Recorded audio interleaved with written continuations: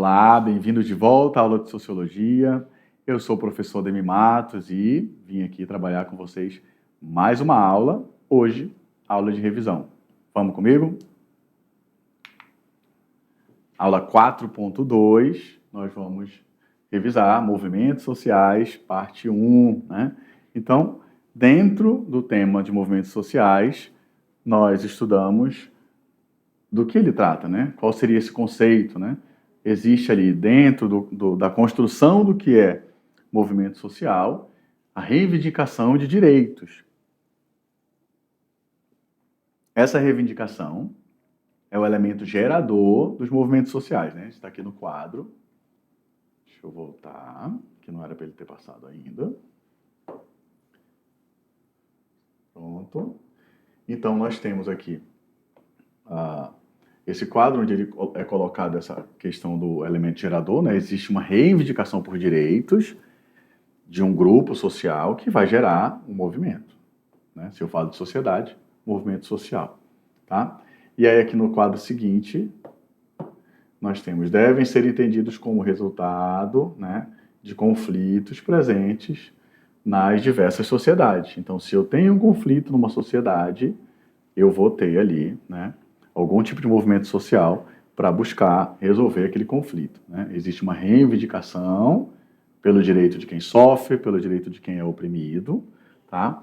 E aí entra uma contraparte tentando defender seus, né, manipular ou controlar, pode ser a questão política ou não, tá? Mas para poder aquela situação não ser modificada, tá? Por quê? Quando não querem que seja modificada é porque alguém está ganhando com isso. Então, resumindo, né? Nós temos, né, nós vimos lá na aula, que primeiro, nós temos 4 termos, que seria a proposta, né, o projeto, que está bem aqui, a ideologia, né, e uma organização. Então, primeiro se faz uma proposta de como esse movimento vai ser depois organizado, né? Nós almejamos conquistar mais direitos porque a gente está trabalhando demais, a gente não está conseguindo dormir, a gente não consegue produzir, a gente está cansando demais e a produção está caindo, certo? E aí a gente constrói um projeto, deixa eu mudar a cor aqui, deixa eu colocar ele bem aqui, ó. Esse aqui é um projeto. Aí a gente vai construir o projeto, certo? E a partir de uma ideologia que busca, né, valorizar os membros da comunidade, né, ver os direitos daquelas pessoas ali e tudo mais, a gente vai trabalhar essa ideologia para poder ter uma base, uma argumentação, a gente organiza isso daqui, e aí, dentro dessa organização, a gente vai decidir se a gente vai ter uma passeata, uma carreata, né, se a gente vai ter uma manifestação numa praça, se a gente vai fazer que eu tinha falado, uma caminhada também, se a gente vai ter material pela internet, se vai ser nas redes sociais, se vai ter paper, se vai ter cartaz, se vai ter bomba, né, seja bomba de fumaça ou o que for para chamar atenção, tudo isso vai ser pensado e organizado ali, tá bom?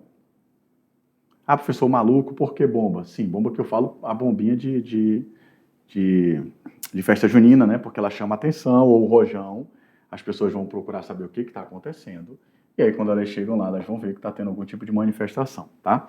Isso faz parte, depende da organização, depende do projeto, depende do planejamento e da criatividade de cada um. Então, quais seriam as formas de atuação dos movimentos sociais, né? Então, essas ações, na maioria das vezes, elas vão contra um poder público que muitas das vezes é opressor, né? Ele não pensa ali diretamente nos direitos daquele grupo social, daquela sociedade, e aí eles vão se juntar para reivindicar, né?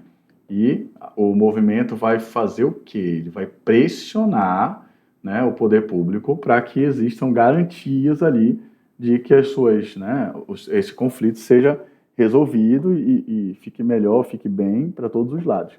Aqui, na maioria das vezes, entra ali o Ministério Público também, dependendo do caso, da situação. Tem vários órgãos, tem conselho tutelar, enfim, se for com criança, se envolver criança e assim por diante. E em parceria, né, com o poder público também, é o que eu citava agora há pouco. Se é alguma coisa que se refere aos direitos da mulher, né, a gente vai ter delegacia da mulher, a gente vai ter ONG, a gente tem alguns setores, muitas vezes tem ministérios, tem algumas secretarias estaduais, municipais e até federais que buscam resolver esses conflitos, né? E, por último, não menos importante, a gente vai ter aqui a busca pela resolução, né? A atuação trata de resolver os problemas da comunidade. Então, se nós temos conflitos, se nós temos problemas, a gente precisa resolver esses problemas.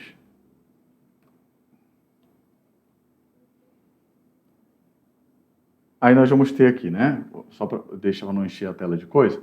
O movimento social através da história, certo? E aí a gente passa movimentos sociais com enfrentamentos atuais. Lá a gente estudou também o caso George Floyd nos Estados Unidos em 2020. Ah, mas por que, professor, esse caso é importante? Porque uma pessoa, né, teve seus direitos privados, né, teve a sua vida ceifada, né, ela acabou vindo a óbito por causa de uma má conduta policial, uma abordagem infeliz. E essa morte dessa pessoa ali, numa rua, né, num local público, fez a sociedade onde essa pessoa morava se revoltar, com protestos, com quebra de carro e fogo, tudo, né? Conflito, aconteceu um conflito com a própria polícia, com a segurança, e isso escalou a ponto de mexer com o país todo e também ir para outros países. Ah, isso também aconteceu no meu país, então bora atrás, tá? E isso acaba que inspira, né? E os movimentos acabam atuando ali, tá? Depois, o que mais ainda aqui? Nós temos os enfrentamentos atuais, né? Olhando pelo retrovisor do passado, né? O que eu faço? Eu olho o que aconteceu no passado, a gente percebam aqui, a gente está com 2020, né? O ano que aconteceu esse caso do George Floyd. E aí, são 6 anos, né? Já faz 7.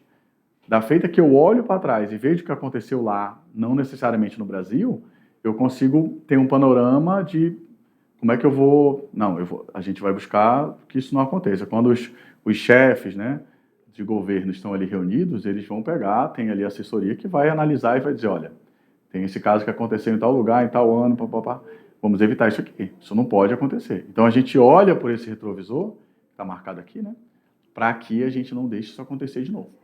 Certo? Então, a gente vai agora direcionar para umas atividades.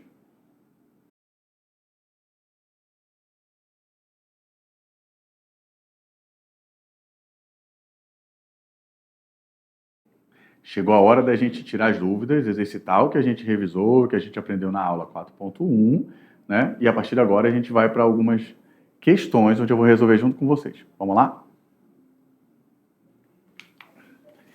Questão 1. Marque a alternativa correspondente às 3 características fundamentais dos movimentos sociais. Alternativa A, proposta, conflito, organização. Alternativa B, organização, ideologia e solidariedade. Alternativa C, solidariedade, desorganização e ideologia. Alternativa D, proposta, ideologia e organização. E alternativa E, conflito, ideologia e organização. Tá? Você pode dar uma pausa, conversa com o seu professor. Se você estiver sozinho, pausa, reflete, tenta lembrar do que a gente revisou e marca a alternativa correta.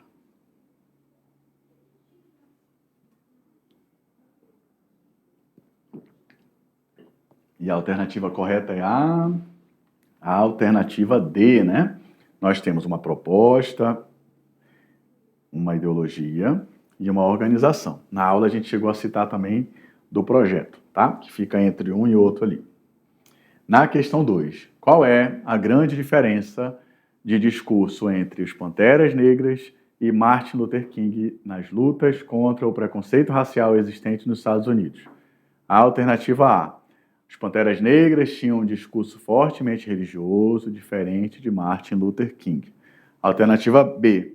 Os Panteras Negras concentravam a luta exclusivamente contra o KKK, né, a Ku Klux Klan, e Martin Luther King lutava contra toda forma de preconceito existente na sociedade americana.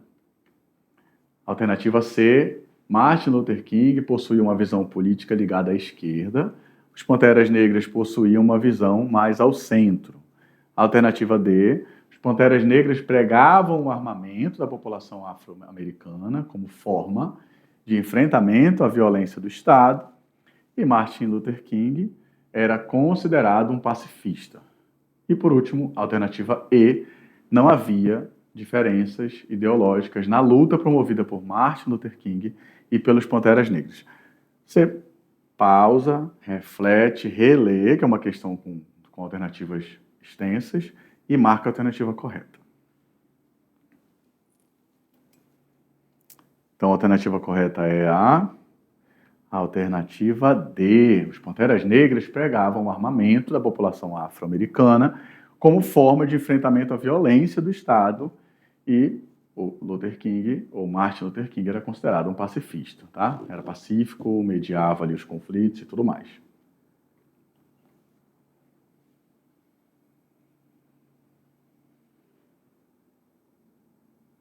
Questão 3. Chamamos de, seguimos com um tracinho com espaço, um grupo de pessoas que atua conjuntamente para transformar algum aspecto da sociedade.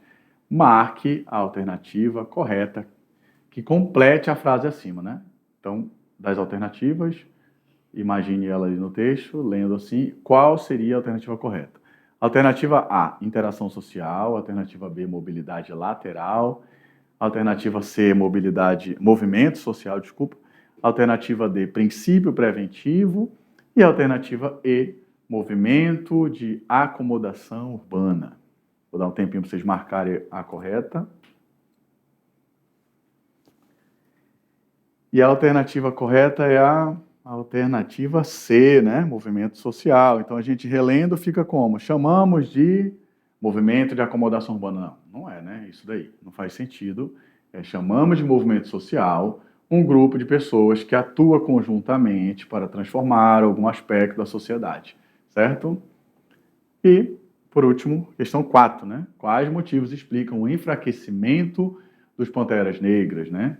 Isso há um tempinho atrás, né? Porque agora já começou também eles a se manifestarem.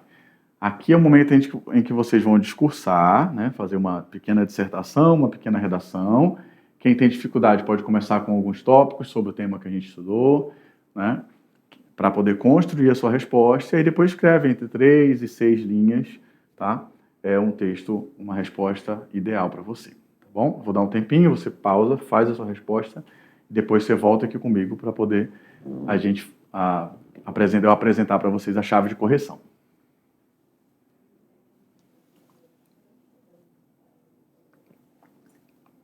Vamos lá, então, para a chave de correção da questão 4, né? Vou ler de novo a pergunta. Quais motivos explicam o enfraquecimento dos Panteras Negras? A perseguição do Estado americano, ou norte-americano, né? Explica o enfraquecimento dos Panteras Negras. O chefe do FBI, que seria, né, a Agência Federal de Investigação dos Estados Unidos, na época, com J. Edgar Hoover, considerava os Panteras Negras uma grande ameaça, né?